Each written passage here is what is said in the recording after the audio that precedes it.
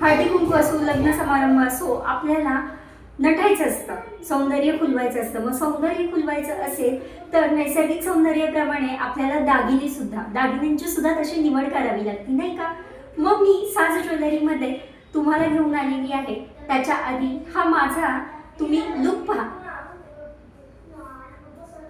हे मी वेअर केलेलं, मी घातलेलं मोठं मंगळसूत्र, लॉंग मंगळसूत्र, छान असं दिसायला तर युनिक आहे, काळ्या मण्यांमध्ये आहे आणि त्याला अजून युनिक टच दिलेला आहे या खालच्या खड्यांनी, पेंडलमध्ये असणारे. त्याचबरोबर मेन जो खडा आहे मधला तो गुलाबी आणि त्याच्या आजूबाजूला छान असे हिरवे खडे आहेत. त्याच्यामुळे हे तुमचं कोणत्याही साडीवर जाणार, काठपदर असू द्या, पार्टी वेअर असू द्या. मग आता लॉंग मंगळसूत्राचा प्रश्न मिटला, वर काय घालायचं? त्याच्यासाठी सुद्धा आपल्याकडे साज ज्वेलरीमध्ये हे शॉर्ट मिनी गंठन आहे. हे सुद्धा वेगवेगळ्या रंगसंगतीमध्ये आहे. त्याच्यामुळे तुम्ही अगदी ड्रेसवर घातलं किंवा पार्टीवेअर साडीवर घातलं तरी सुद्धा तुमचं सौंदर्य नक्कीच खुलवलं जाणार आहे. नाकातल्या नखरा नथीचा नथ सुद्धा तशीच हवी, नाही का? मोतीची गोल्ड फिनिशिंग, छान असा झुपकेदार खाली मोती असलेला. म्हणून मग आपल्या साज ज्वेलरीमध्ये नथी सुद्धा तशाच आहेत.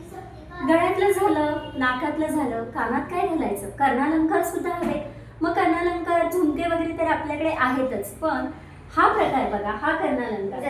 तुम्ही ह्याला काय म्हणता ते मला सांगा. बुगडी म्हणा, काहीही म्हणा, पण हे अशा पद्धतीने घातलं तर पार्टी वेअर किंवा काठपदराचा ड्रेस, काठापदराची साडी हे घातलं तरी कानात दुसरं काही घालायची गरज नाही. त्याच्यानंतर हातातल्या या बांगड्या, या मोत्याच्या बांगड्या, या सुद्धा आपल्या साज ज्वेलरीमध्ये अवेलेबल आहेत, उपलब्ध आहेत.